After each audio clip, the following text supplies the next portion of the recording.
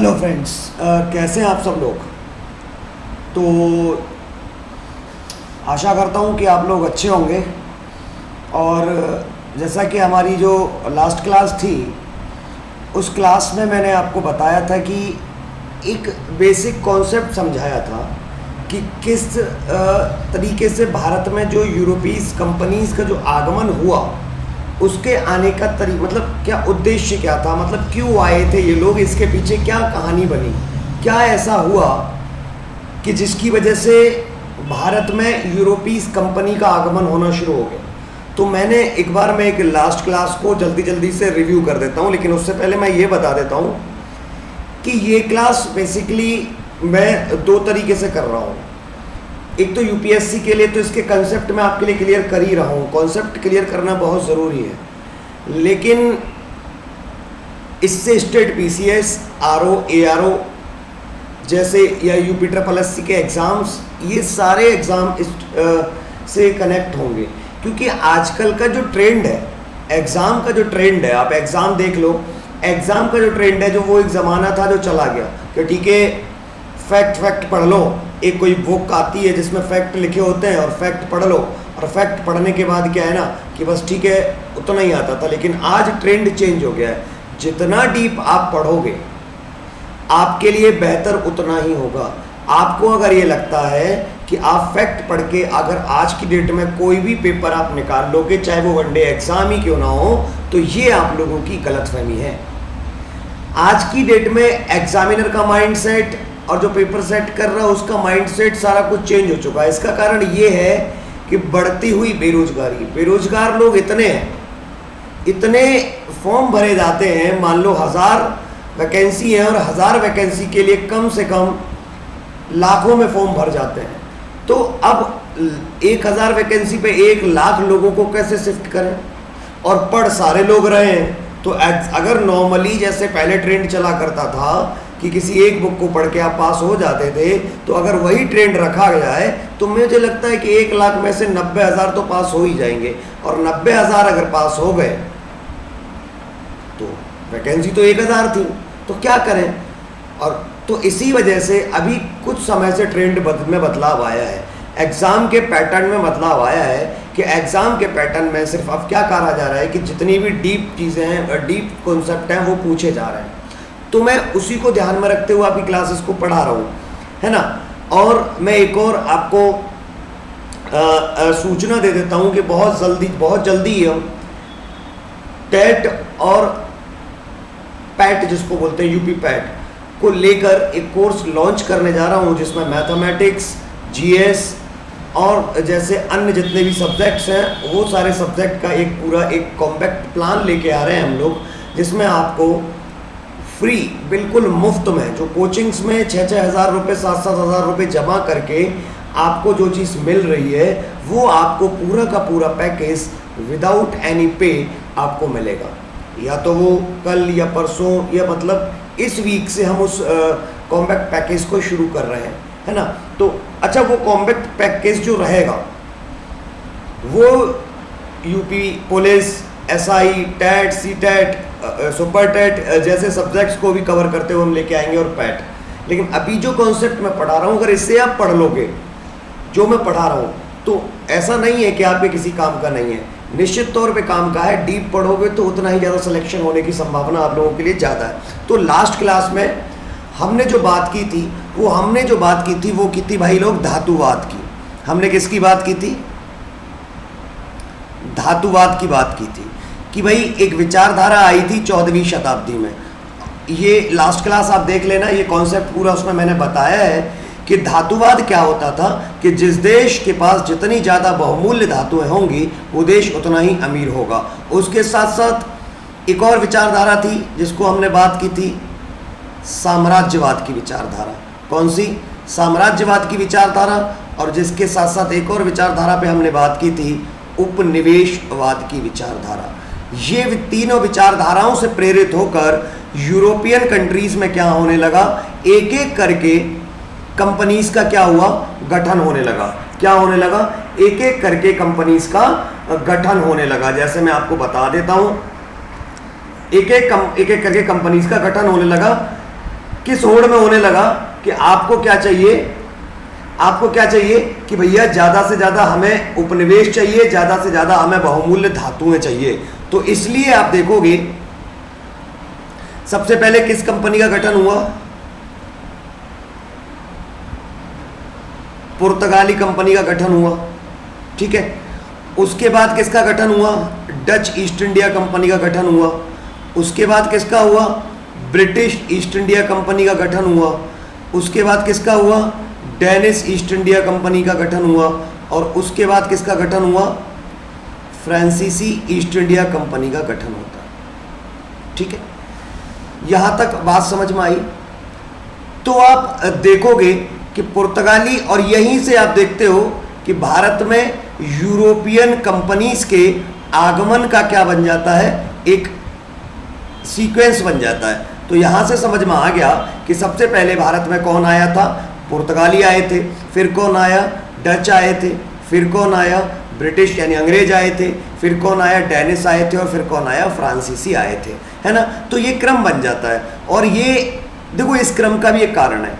इस कंपनी का जो गठन हुआ वो कब हुआ, पुर्तगाली ईस्ट इंडिया कंपनी का 1503 में।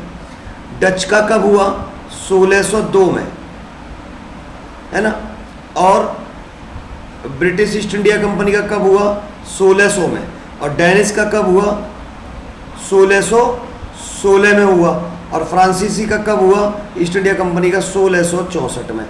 तो ये इस प्रकार से कंपनीज का गठन हुआ है। तो आप देख रहे हो यहाँ पे कि ब्रिटिश ईस्ट इंडिया कंपनी का गठन 2 साल पहले हो जाता है, डच ईस्ट इंडिया कंपनी से पहले, है ना। तो ये कंपनीज के गठन का हिसाब है। इसीलिए हम लोग क्या कह देते हैं, बहुत सारे लोग, कि पुर्तगाली से पहले, डच से पहले किसको रख देते हैं, मतलब ब्रिटिश को। ये बात ध्यान देनी है आपको यहाँ कि गठन जरूर ब्रिटिश ईस्ट इंडिया कंपनी का पहले हो गया है, लेकिन ये डचों के बाद आए।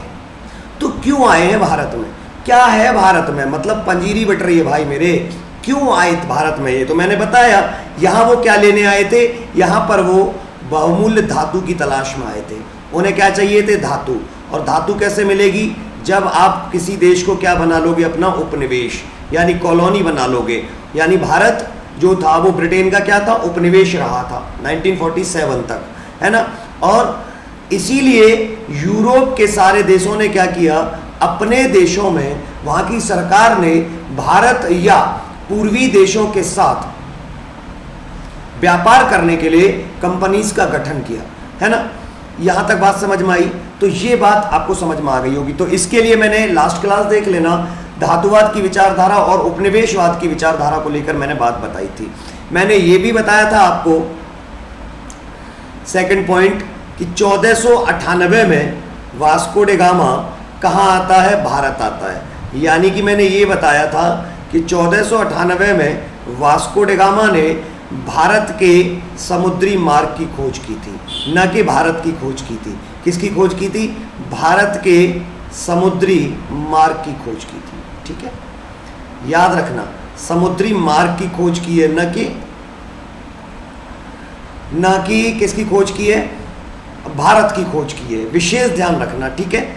और तीसरा पॉइंट क्या था कि ये जो भारत में आया, तो उस समय भारत में ये कहाँ आया, ये आया कालीकट बंदरगाह पे। कालीकट कहाँ पे भाई, कोचीन में। कहाँ आया, कोचीन में आया।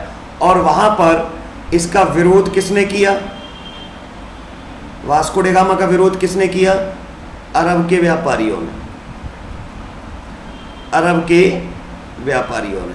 और इसका अगर देखा जाए तो इसका स्वागत किसने किया भाई मेरे, स्वागत किसने किया था, तो स्वागत किया था भाई वहाँ के हिंदू शासक जमोरिन ने। क्यों किया था वो मैं आपको लास्ट क्लास में बता चुका हूँ, तो वो क्लास प्लीज़ आप देख लीजिए। यहाँ तक बात समझ में आई या नहीं आई, ठीक है। आगे चलते हैं। इसके बाद क्या होता है, इसके बाद क्या हो रहा है कि देखिए, इसके बाद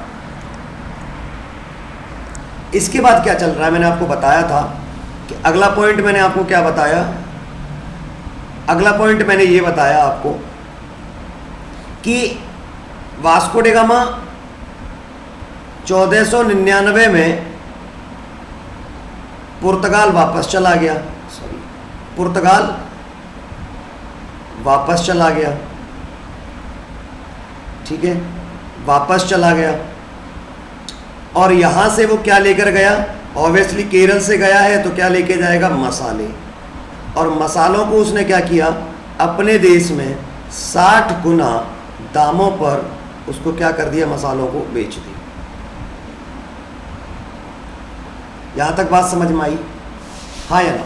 और उधर पुर्तगाली ईस्ट इंडिया कंपनी का गठन होता है और ये लोग अब 1503 में कहाँ आ जाते हैं? भारत आ जाते हैं। यानी पुर्तगाली जो थे,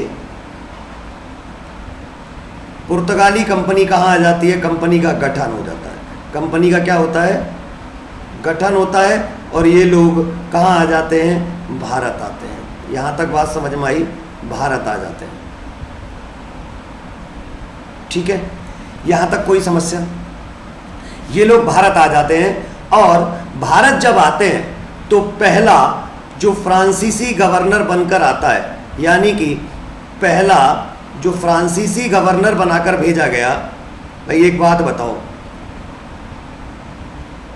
कोई भी टीम आती है, मान लो, है ना, कोई भी टीम आती है तो क्या उस टीम को कंट्रोल करने के लिए कैप्टन नहीं बनाया जाता? मान लो अगर क्रिकेट टीम ही है, अभी इस समय क्रिकेट टीम के कप्तान कौन है? रोहित शर्मा, है ना। अभी मान लो 11-12 खिलाड़ियों को भेज दिया जाए ऑस्ट्रेलिया खेलने के लिए, जो अभी T20 वर्ल्ड कप आने वाला है, कि भैया जाओ, बिना कप्तान के भेज दिया।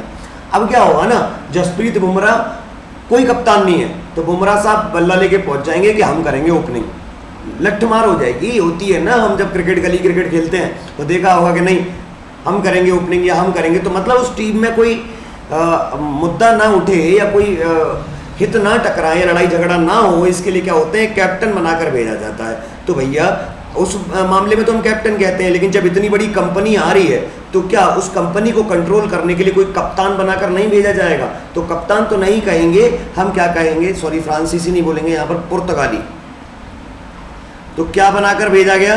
पुर्तगाली गवर्नर। और जो पहला पुर्तगाली गवर्नर बनकर आया वो कौन था? Francisco de Almeida. कौन था? Francisco de Almeida. ये कौन था? ये भारत में पुर्तगाल की तरफ से पहला गवर्नर था। कौन था? पहला गवर्नर था। मैं आपको इसका फोटो दिखा देता हूँ। देखो भाई साहब, ये थे कौन? पुर्तगाली वायसराय। ये फ्रांसिस्को दी अल्मीडा है। कौन है ये? ये भाई साहब फ्रांसिस्को दी अल्मीडा है। यही आए थे पहले भारत में, ठीक है। तो देखो, इनके बारे में आपको मैं स्लाइड्स में दिखा देता हूँ, जो भी क्लासेस मैंने अभी की हैं आपके सामने। तो देखो,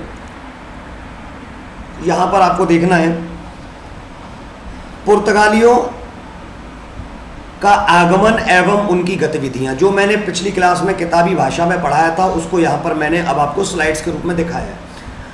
पहला क्या है? कालीकट के शासक जमोरिन ने, मैंने बताया था, लास्ट क्लास देख लेना, ये सिर्फ किताबी भाषा है। जो मैंने उस समय कॉन्सेप्ट बताया है ये बस वही है। जमोरिन ने वास्को डे गामा का स्वागत किया, लेकिन ये ध्यान से देखना, कालीकट के समुद्री तटों पर पहले से व्यापार कर रहे अरबों ने इसका विरोध किया। क्यों किया ये मैंने बता दिया है। 1500 ईस्वी में हिंद महासागर में, हिंद महासागर कहाँ है पता है? ये मान लो इंडिया है, ये मान लो इंडिया है। तो ये जो नीचे वाला हिस्सा है ना, जहाँ पे ये श्रीलंका बनता है, ये क्या है? ये हिंद महासागर। इसको क्या बोला जाता है? हिंद महासागर है। ये क्या है?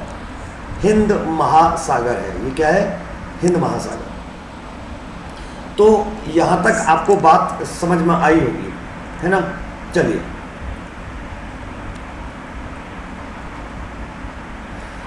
तो ये आपका हिंद महासागर समझ में आ गया। तो यहाँ क्या था कि 1500 ईस्वी के आसपास भारत की किसी भी बड़ी रियासत ने समुद्री मार्गों एवं व्यापार के संबंध में कोई महत्वपूर्ण भूमिका नहीं निभाई, है ना। ये कोई खास बात आपके लिए नहीं है। सल्तनत काल में, सल्तनत काल मतलब मुगलों के समय में, अंतिम वर्षों के शासक तथा मुगल शासकों ने स्थल क्षेत्रों में ही अपनी प्रशासनिक गतिविधियों को केंद्रित रखा। मतलब जितने भी, चाहे वो दिल्ली के राजा हुए हो, चाहे इल्तुतमिश हुआ हो, चाहे रजिया हुई हो, चाहे वो आपका ये मान लीजिए कुतुबुद्दीन ऐबक रहा हो, चाहे वो बलबन रहा हो, इन सब ने स्थल मार्ग से ही अपनी व्यापारिक गतिविधियां करते थे। ये पानी की तरफ, समुद्री रास्ते की तरफ इनका कभी ख्याल गया ही नहीं, ठीक है ना। इसीलिए समुद्री मार्ग की ओर विशेष ध्यान नहीं दिया जा सका। मतलब ये सब कहाँ से व्यापार करते थे? अपना स्थल से व्यापार करते थे। अब जब ये स्थल से व्यापार कर रहे हैं भाई लोग, इन्होंने कभी भी समुद्री रास्ते की तरफ ध्यान दिया ही नहीं। अब जब समुद्री रास्ते की तरफ ध्यान दिया ही नहीं, तो जब इन्हें क्या पता होगा कि पानी के जहाज क्या होते हैं? यानी कि देखा जाए तो इनके पास सारी सेनाएं थी इन राजाओं के पास, लेकिन नेवी नहीं रही होगी। बात समझ में आई यहाँ तक? अब देखो, इसके अलावा ये लास्ट क्लास को ही मैं बस कर रहा हूँ ताकि आपको लास्ट क्लास से यहाँ कनेक्टिविटी बन जाए। पूरब के साथ, मतलब पूरब में ही तो था भारत और ये मलेशिया, इंडोनेशिया, व्यापार करने के लिए इंडिया नामक कंपनी की स्थापना, ईस्ट इंडिया कंपनी नामक, यहाँ है ना, स्थापना पुर्तगालियों ने की, है ना। वास्तव में अलेक्जेंडर 6 द्वारा 1453 ईस्वी में ही पूर्वी समुद्री व्यापार के लिए एक आज्ञा पत्र दिया गया था। 1500 में मेट्रो अल्वारेस कैब्राल, ये नाम याद रखना, 1500 ईस्वी में पेट्रो अल्वारेस कैब्राल के नेतृत्व में 2 जहाजी बेड़े भारत आए, वास्को डे गामा के 1 साल बाद। वास्को डे गामा 1502 में दूसरी बार भारत आया, ध्यान देने योग्य बात। इसके बाद पुर्तगालियों का भारत में निरंतर आगमन शुरू हो गया, निरंतर आगमन शुरू हो गया। और पुर्तगालियों की जो पहली फैक्ट्री इन्होंने अपनी खोली, वो कालीकट में जब आए, वहीं पे आए हैं तो भैया वहीं खोलेंगे। पहली फैक्ट्री स्थापित हुई जिसे जमूरिन द्वारा बाद में बंद कर दिया गया, बताइए। 1503 में काली मिर्च और मसालों के व्यापार पर एकाधिकार प्राप्त करने के उद्देश्य से पुर्तगालियों ने कोचीन के पास अपनी पहली व्यापारिक कोठी खोली। और वहां से किसका व्यापार होता था? उस कोठी से, उस फैक्ट्री से मसालों का व्यापार होता था, मसालों का व्यापार होता था। इसके बाद कन्नूर में 1505 में पुर्तगालियों ने अपनी दूसरी फैक्ट्री बनाई। तो पहली फैक्ट्री कब खुली है? 1503 में खुली है। और कहाँ पे खुली है भाई? कोचीन में। और दूसरी फैक्ट्री कब खुली है? 1505 में। और कहाँ पे खुली है? कन्नूर में खुली है। यहाँ तक बात समझ में आई? मैंने आपको बता दिया था कि ये भाई साहब कौन है। ये भाई साहब हैं पुर्तगाली वायसराय। मैंने बताया ना, ये अपनी टीम के कौन बनकर आए हैं? ये अपनी टीम के कैप्टन बनकर आए हैं। तो इनके बारे में कुछ फैक्ट्स हैं, वो देख लेते हैं एक बार। देखिए, फैक्ट्स हैं इनके बारे में। फ्रांसिस्को द अल्मीडा भारत में पहला पुर्तगाली वायसराय बनकर आया। मतलब ये कौन बनकर आए? ये कैप्टन बनकर आए थे भाई। मतलब रोहित शर्मा की जगह आए थे, यूं समझ लो, ठीक है, याद रखना। पहला वायसराय कौन बनकर आया? Francisco de Almeida. उसने भारत पर प्रभुत्व स्थापित करने के लिए मजबूत सामुद्रिक नीति, सामुद्रिक नीति क्या होती है? वही भाई जहां पर कभी मुगलों का ध्यान नहीं गया, वो स्थल मार्ग से ही अपने आप को मजबूत बनाते रहे। और इन्होंने क्या किया? क्योंकि इनका व्यापार ही समुद्र से चलता था, इसलिए इन्होंने समुद्री नीति बनाई कि समुद्र में अपने आप को पावरफुल रखने के लिए क्या क्या करना है ना। 1508 में नीति का संचालन किया, जिसे क्या बोला गया है? ब्लू वाटर पॉलिसी, यानी शांत जल की नीति बोला जाता है। ये पॉलिसी क्या, मैं अभी बताता हूं आपको कि ब्लू वाटर पॉलिसी की नीति बनाई किसने बनाई? पुर्तगालियों ने बनाई, है ना। 1508 में चोल के युद्ध में गुजरात के शासक से संभवतः परास्त भी हुआ है। ये कौन? Francisco de Almeida. किंतु 1509 में उसने महमूद बेगड़ा, मिस्र तथा तुर्की के शासकों के समुद्री बेड़े को पराजित भी किया है। तथा दीव समझते हो? दमनदीव, ये रहा, गुजरात से नीचे पड़ता है। मैं आपको यहां दिखा देता हूं दमनदीव कहां रहेगा।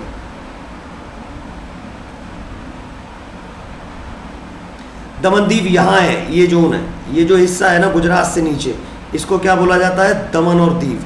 यहाँ पर क्या किया इन्होंने? कब्जा कर लिया। पुर्तगालियों ने क्या कर लिया? कब्जा कर लिया।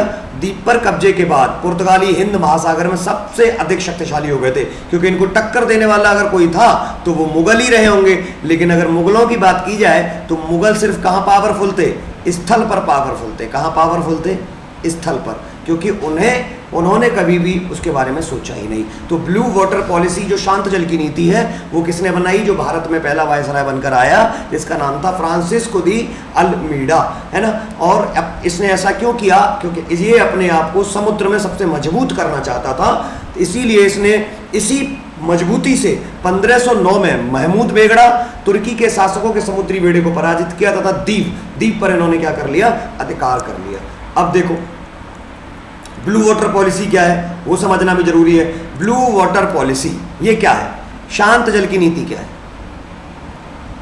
शांत जल की नीति क्या है? पुर्तगाली हिंद महासागर में अरबों के एकाधिकार को खत्म करना चाहते थे। पुर्तगाली व्यापारिक जहाज़ों को सुरक्षा देना चाहते थे। पुर्तगाली अपनी नौसैनिक शक्ति को मजबूत करना चाहते थे। मतलब सीधी बात ये है कि ये मान लो हिंद महासागर है, तो हिंद महासागर में ये क्या करना चाहते थे, अपने आप को मजबूत करना चाहते थे। और इसके लिए इन्होंने ब्लू वाटर पॉलिसी बनाई और इस पॉलिसी के माध्यम से पुर्तगाली जो थे, पुर्तगाली सैनिक जो थे, पुर्तगाली जो कंपनी थी, वो जो व्यापारिक जहाज होते थे, व्यापारिक जहाज जो आवागमन करते थे, उनको अपने जहाज़ों को सुरक्षा देना और दूसरे के जहाज़ों को खासकर अरब के व्यापारियों को वहाँ से ख़त्म करके व्यापार पर एकाधिकार करने की इस नीति को क्या बोला जाता है? ब्लू वाटर नीति या ब्लू वाटर पॉलिसी। बात समझ में आई या नहीं आई? बात यहाँ तक समझ में आई? ब्लू वाटर पॉलिसी समझ में आई? इसके बाद हम थोड़ा सा बात कर लेते हैं अगले वायसराय के बारे में, जिनका नाम क्या था? अल्फांसो दी अल्बुकर्क, यानी कि फ्रांसिस्को दी अल्मीडा के बाद जो अगले वायसराय बने वो कौन बने? Alphonso de Albuquerque.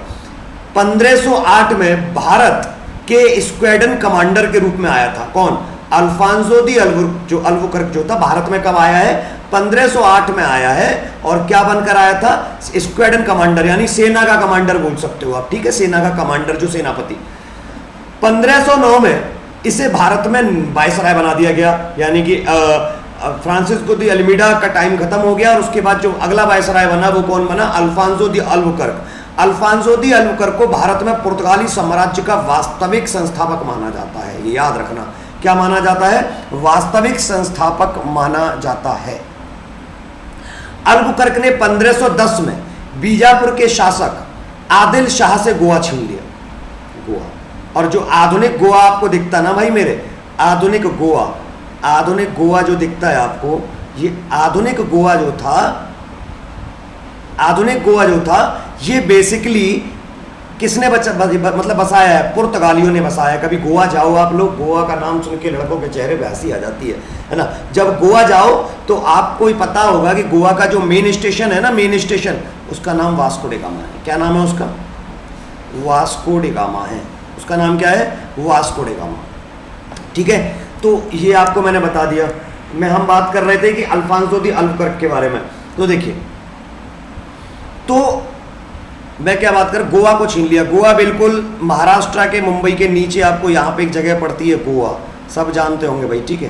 गोवा की राजधानी क्या है? पणजी, है ना। चलो, तो गोवा को छीन लिया और गोवा को पुर्तगालियों ने अपनी व्यापारिक केंद्र की राजधानी बना दी। मतलब गोवा वहाँ से, और आज भी आप गोवा जाओगे तो गोवा में आज भी आपको पुर्तगाली सभ्यता देखने को मिल जाती है। तो आधुनिक गोवा जो बसाया था वो किसने बसाया था? पुर्तगालियों ने बसाया था। और ये किसने छीना? अल्बुकर्क ने छीना था 1510 में। किससे? बीजापुर के शासक आदिल शाह से। अल्बुकर्क ने 1511 में दक्षिण पूर्व एशिया समझते हो? दक्षिण पूर्व एशिया मतलब इंडोनेशिया वाला जोन, कौन सा जोन? इंडोनेशिया। आप वर्ल्ड के मैप में देखा, इंडोनेशिया, दक्षिण पूर्व एशिया का मतलब क्या है? इंडोनेशिया के व्यापारिक मंडी, जो व्यापार की मंडी होती थी, मलक्का और हुर्मुज, ये दो एक जगह थी, मलक्का और हुर्मुज पर अधिकार कर लिया। बेसिकली भारत से ज्यादा मसाले जो होते थे वो इंडोनेशिया में ही मिलते थे। कहाँ मिलते थे? इंडोनेशिया में ही मिलते थे, ठीक है। पुर्तगाली भारत में शक्तिशाली नौसैनिक शक्ति के रूप में उभरे भाई। पुर्तगाल, इससे पहले तो भारत में कोई था ही नहीं। अभी अंग्रेज वगैरह आएंगे तब इनके भी, समझ रहे हो आप, इनसे भी ताकतवर बन के आएंगे। विजयनगर का शासक कृष्णदेव राय ने पुर्तगालियों को भटगल में दुर्ग बनाने की इजाजत दे दी। अल्बुकर्क ने पुर्तगालियों को भारतीय स्त्रियों से विवाह करने के लिए प्रोत्साहित किया। क्यों किया? देखो, भारतीय स्त्रियों से विवाह करने के लिए प्रोत्साहित क्यों किया है?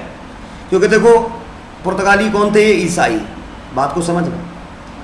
अब ये भारतीय स्त्रियों से विवाह करेंगे तो भारत की जो स्त्री है वो कौन हो जाएगी? पति के ना आधार पर ये भी ईसाई हो जाएगी, और इनसे जो बच्चे होंगे वो भी कौन हो जाएंगे, ईसाई हो जाएंगे। तो मतलब देख रहे हो, अपने धर्म को बढ़ाना चाहते थे, ईसाई धर्म का प्रचार प्रसार यानी फैलाना चाहते थे। इसीलिए अल्बुकर्क ने पुर्तगालियों को भारतीय स्त्रियों से विवाह करने के लिए प्रोत्साहित किया। अल्बुकर्क ने अपनी सेना में भारतीयों की भी भर्ती की। ये नॉर्मल से बातें हैं, आपको समझ में आ गई, ठीक है। आज की क्लास को सिर्फ मैं आगे बढ़ा रहा हूं, बस आपको समझनी है चीजें। अब पुर्तगाली जो थे इतने पावरफुल थे, इतने ज्यादा पावरफुल थे, अंत कैसे हो गया इनका, पतन कैसे हो गया, ये खत्म कैसे हो गए, मिट कैसे गए? तो देखिए इनके भी कारण है। पुर्तगालियों के शक्ति का पतन कैसे हुआ? भारत में पुर्तगाली शक्ति अधिक समय तक नहीं टिक सकी, क्योंकि नए यूरोपीय व्यापारिक प्रतिद्वंदियों ने, कॉम्पिटिटर्स ने उनके सामने चुनौती पेश कर दी। कौन? डच, और डचों के बाद अंग्रेज। ये इनके कॉम्पिटिटर बनकर आते हैं बाद में, और इन्होंने भैया मार मार के जो भगाया है पुर्तगालियों को। तो पुर्तगालियों के शक्ति का दमन या पतन का कारण ये भी है कि इनके बाद जो और यूरोपियन कंपनीज आई वो इनसे ज़्यादा पावरफुल थी, और अधिकार बढ़ाने के लिए, अपने क्षेत्रों को बढ़ाने के लिए इन्होंने पुर्तगालियों को क्या कर दिया, खदेड़ दिया, जिसकी वजह से पुर्तगालियों की शक्ति का पतन शुरू हो गया। और भी कई कारण है, बताते हैं। विभिन्न व्यापारिक प्रतिद्वंदियों के मध्य हुए संघर्ष में पुर्तगालियों को अपने से शक्तिशाली और व्यापारिक दृष्टि से अधिक सक्षम प्रतिद्वंदी के समक्ष समर्पण करना पड़ा। कौन? अंग्रेज और डचों के सामने समर्पण करना पड़ा, और धीरे धीरे वे सीमित क्षेत्रों तक सिमट कर रह गए। बात यहां तक समझ में आई? अगली बात करते हैं। अगली बात क्या है? पतन के मुख्य कारण क्या थे? ये फैक्ट में मैंने आपको बता दिया है कि इस पुर्तगाली शक्ति के पतन के मुख्य कारण क्या थे।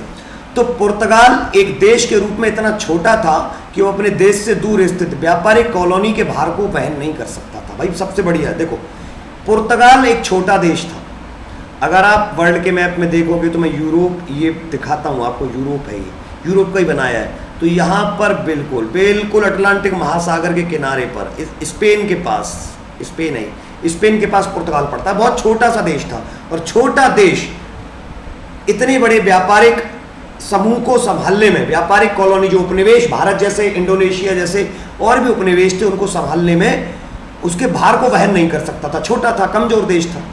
उनकी समुद्री डाकुओं के रूप में प्रसिद्धि ने, अच्छा ये एक तरीके से समुद्री लुटेरे थे, ये कुछ नहीं, ये बेसिकली भारत पर शासन करने का इनका कोई उद्देश्य ही नहीं था। ये तो लूट मार करके अपने आप को अमीर बनाना चाहते थे। ये व्यापारिक कंपनी होने के साथ साथ ये लुटेरे भी थे, ये लुटेरे भी थे। देखा होगा एक आंख पे से पट्टी बंधी रहती है, उस टाइप के समुद्री लुटेरे थे।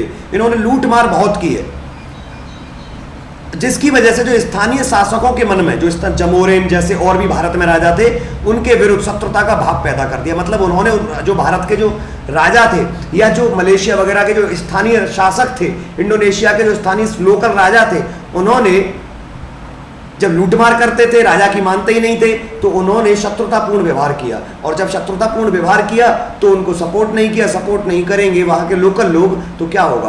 कंपनी का पतन तो होना ही।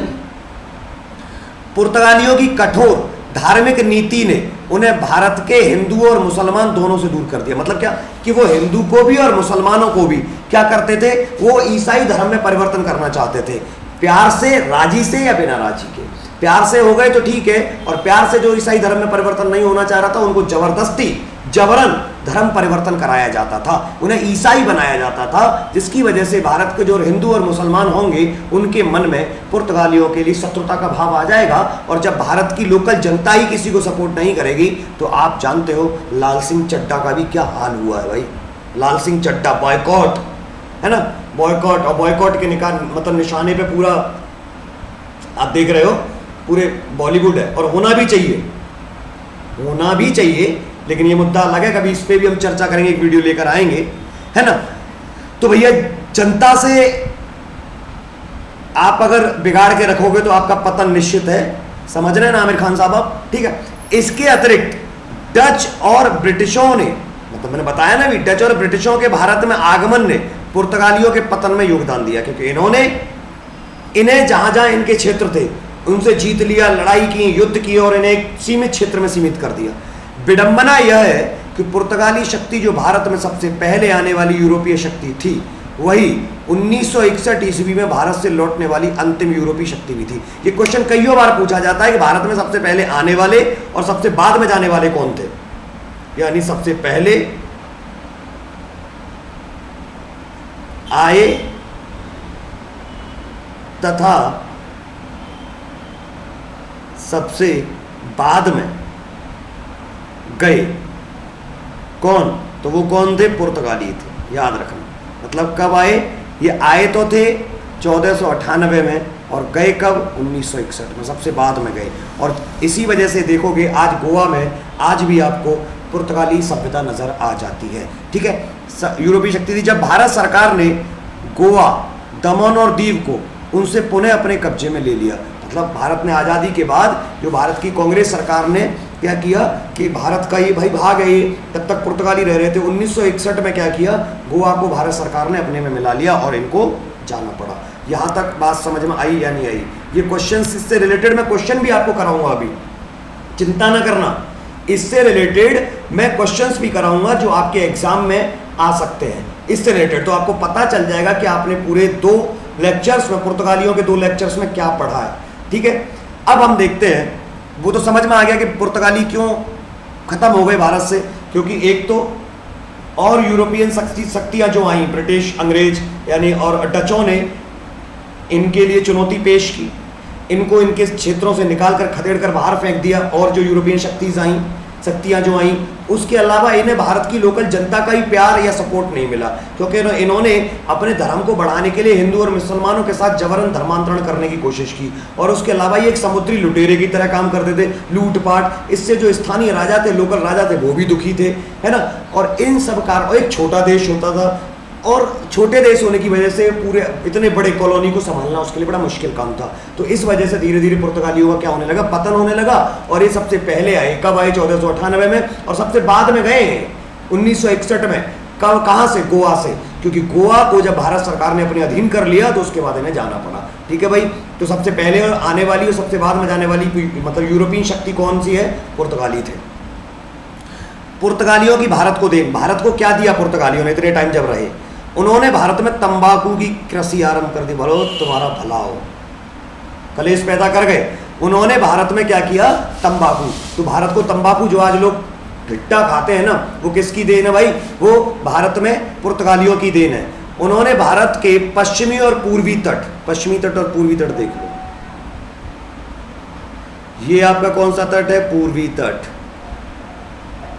और ये आपका कौन सा तट है, पश्चिमी तट। ठीक है, भारत का, ये भारत का कुल्फी वाला हिस्सा बना दिया है। भारत के पश्चिमी तट और पूर्वी तट पर कैथोलिक धर्म का प्रचार किया। कैथोलिक मतलब वो ईसाई धर्म। ये ईसाई धर्म जो था ना, वो भी 2 भागों में बट गया था दोस्तों। ईसाई धर्म भी, रोमन साम्राज्य विघटन हुआ है, ये मॉडर्न वर्ल्ड हिस्ट्री की बात है, उसके बाद 2 पार्ट में बट गया था, कैथोलिक और रोमन। ठीक है, कैथोलिक और रोमन, ईसाई धर्म भी 2 पार्ट में बट गया था। तो अपने धर्म का प्रचार प्रसार किया इन्होंने भारत के पश्चिमी तट पे भी और भारत के पूर्वी तट पे भी, है ना। तो आज जो ईसाई आप देखते हो भारत में जो दिखते हैं थोड़े बहुत, वो पुर्तगालियों ने ही शुरुआत की थी उनको ईसाई बनाने की। उन्होंने 1556 ईस्वी में गोवा में भारत की पहली प्रिंटिंग प्रेस, जो अखबार आज आप प्रिंटिंग मशीन से छपते हैं, वो अखबार भी प्रिंटिंग प्रेस जो दी गई वो किसके द्वारा दी गई, वो पुर्तगालियों ने ही दी। कब, 1556 में गोवा में, है ना। और इससे भी देखो आगे बताया गया है कि द इंडियन मेडिसिनल प्लांट्स पहला वैज्ञानिक कार्य था जिसका प्रकाशन 1563 में किया गया, गोवा से किया गया। ये पहला साइंटिफिकल मतलब जो वैज्ञानिक रिसर्च जो होती है वो था, और उसका नाम क्या था, इंडियन मेडिसिनल प्लांट।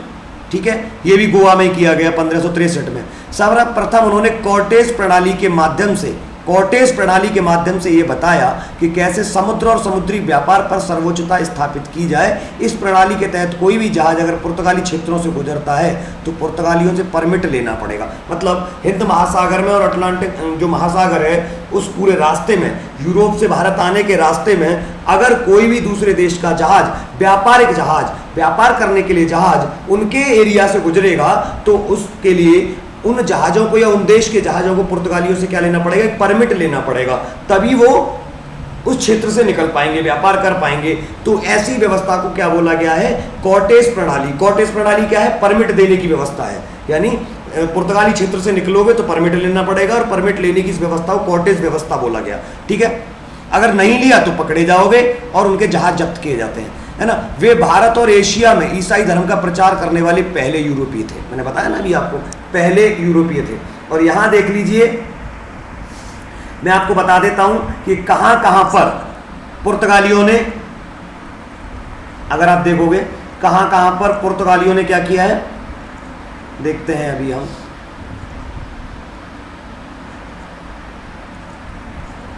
पुर्तगालियों ने क्या किया है, देखो अभी मैं इसको रफ कर देता हूं।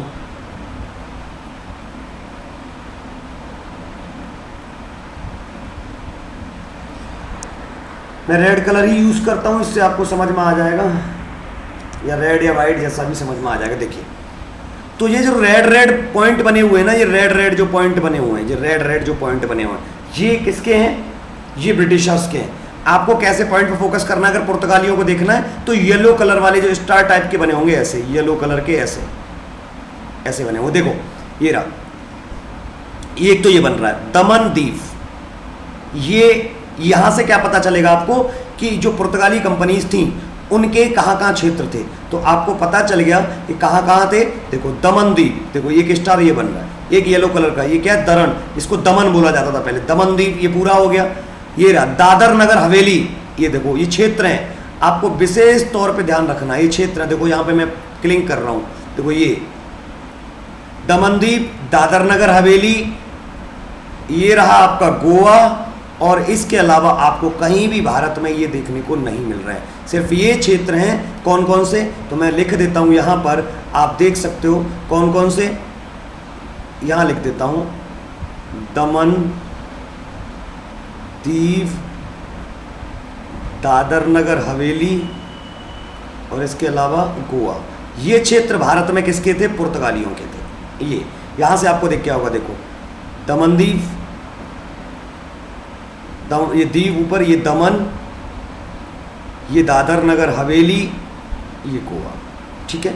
यहाँ तक आपको बात समझ में आई या नहीं, बताइए मुझे।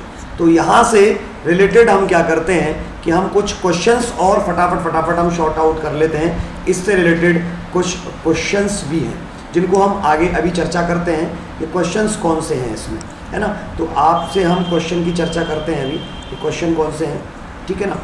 तो आप तब तक सर करिए, जो इससे रिलेटेड क्वेश्चन हैं उनको भी हम अभी चर्चा करते हैं।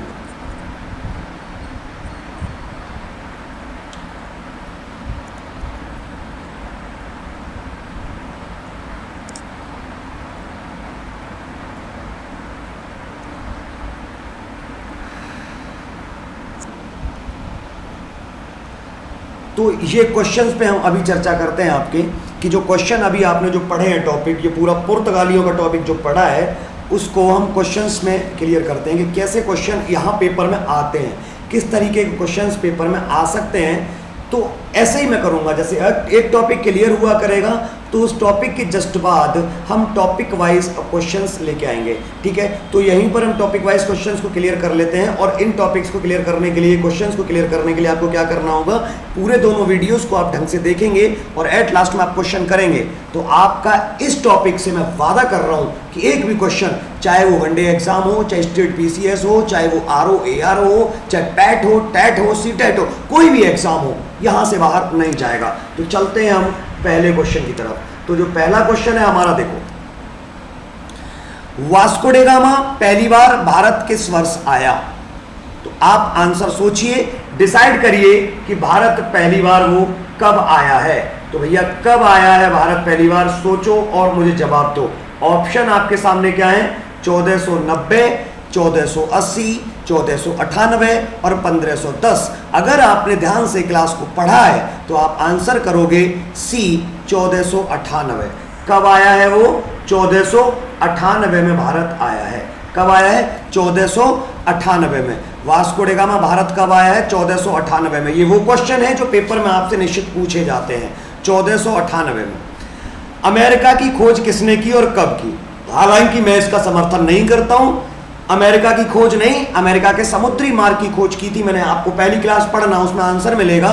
किसने की थी, क्रिस्टोफर कोलंबस। 1492 में। किसने की थी? Christopher Columbus. और आपको पता होगा कि ये आदमी अंतिम समय तक यही नहीं माना कि इसने जो खोज की है वो अमेरिका है। वो हमेशा यही मानता रहा कि ये अमेरिका नहीं, ये इंडिया है ना। ये मैं आपको बता चुका हूं। तो दो क्वेश्चन आपके इस टॉपिक से।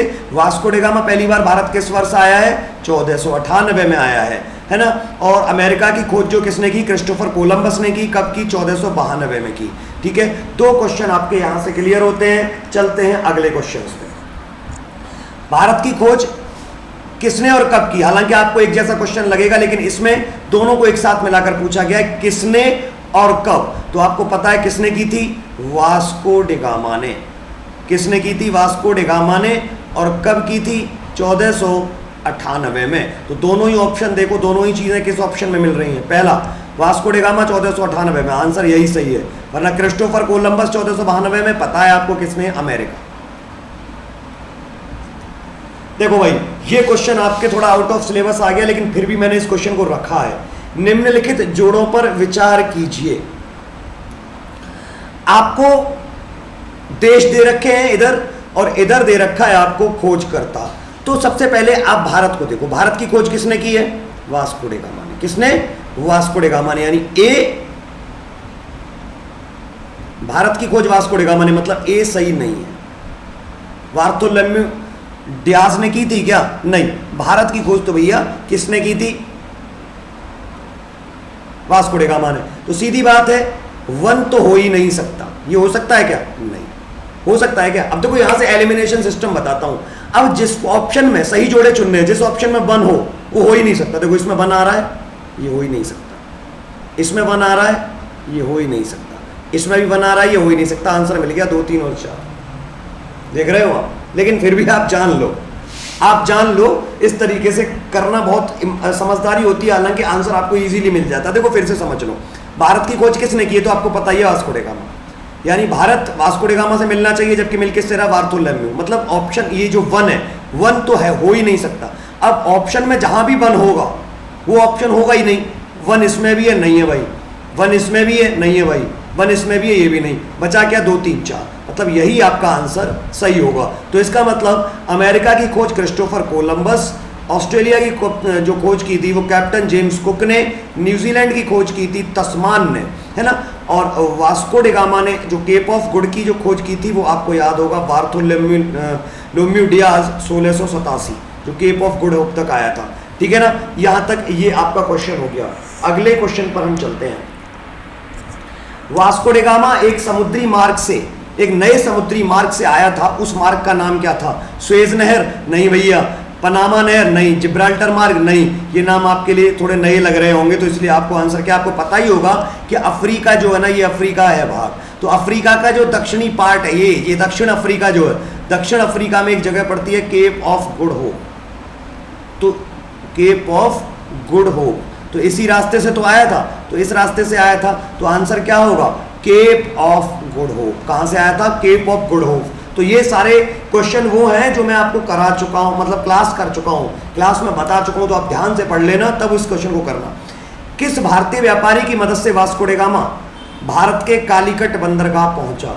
बताइए। मैंने बताया था कि 90 दिन की यात्रा पूरी करके वास्को डी गामा अपने पथ प्रदर्शक अब्दुल मजीद की मदद से कहां पहुंचा था? भारत पहुंचा था। कहां पहुंचा था? भारत पहुंचा था। बात यहां तक समझ में आई या नहीं है? इसके बाद भारत में देखो, दोनों एक जैसे क्वेश्चन है।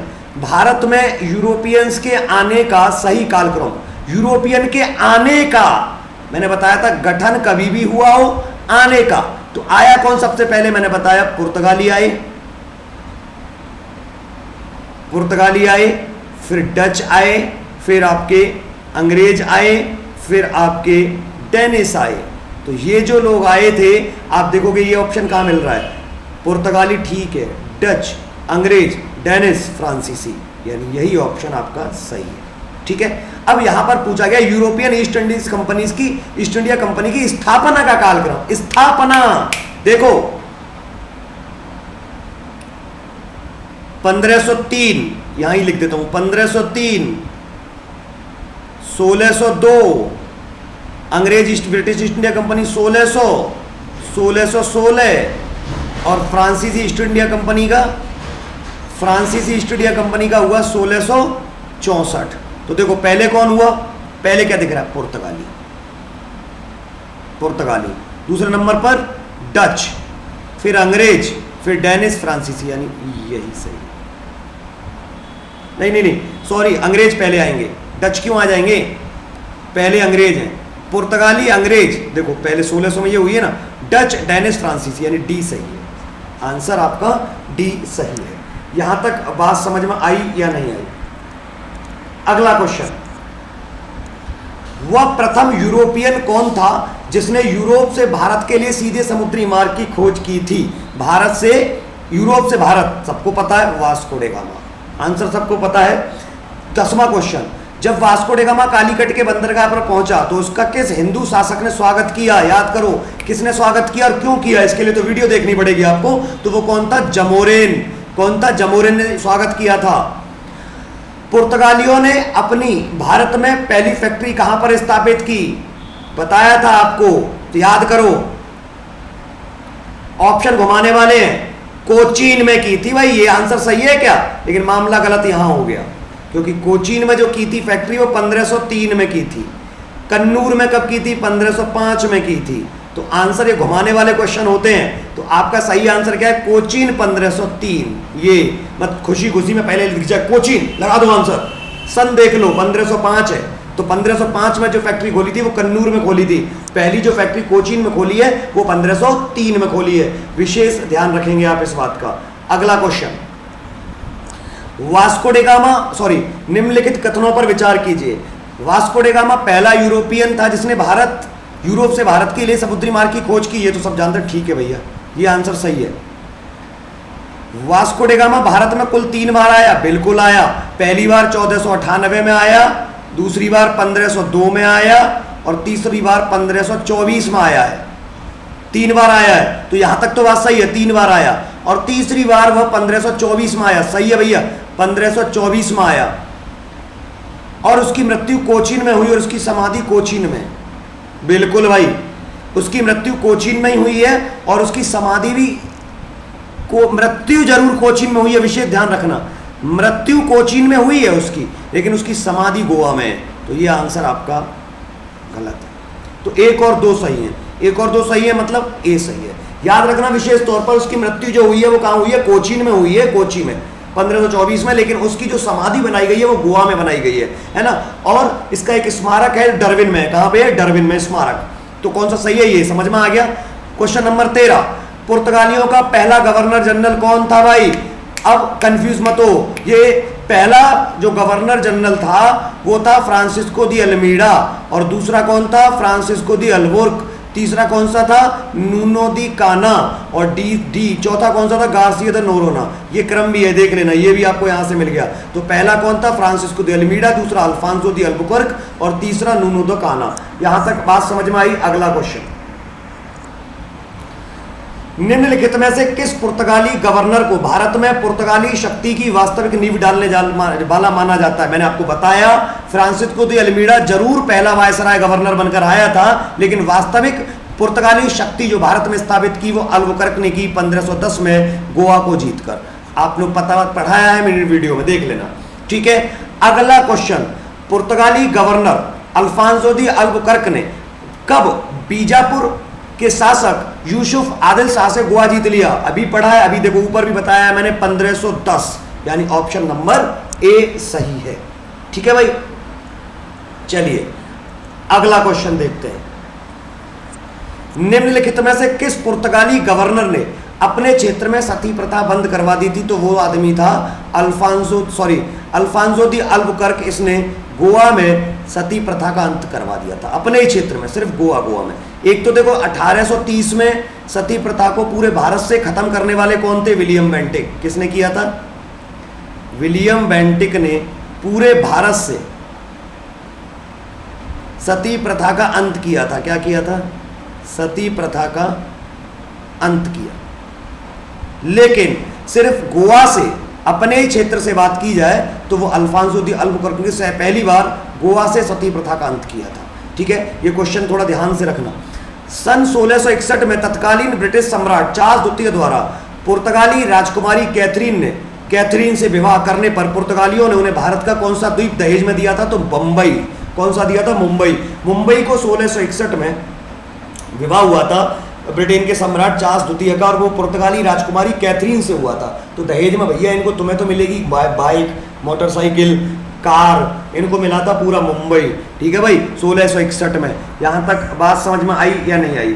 अगला क्वेश्चन लास्ट, कॉर्टेज आर्मेडा काफिला व्यवस्था संबंध किस क्षेत्र से? तो आपको पता ही होगा, समुद्री व्यापार से, जहां पर क्या लेना होता था? परमिट लेना होता था, है ना, जिसमें पुर्तगाली क्षेत्र से जो भी व्यापारिक जहाज निकलते थे उनको क्या लेना पड़ता था? पुर्तगाली सरकार से परमिट। अगर जो बिना परमिट के आएगा उनको पकड़ लिया जाता था। यहाँ तक बात समझ में आई? तो ये आपके पुर्तगालियों से रिलेटेड क्वेश्चन रहे आपके। तो आशा करता हूँ ये समझ में आया होगा, और इसको पढ़ना, ये क्वेश्चन आपको डेफिनेटली इस टॉपिक से मिलते हैं। अगर इस टॉपिक से क्वेश्चन बना पेपर में तो इससे बाहर नहीं जाएगा।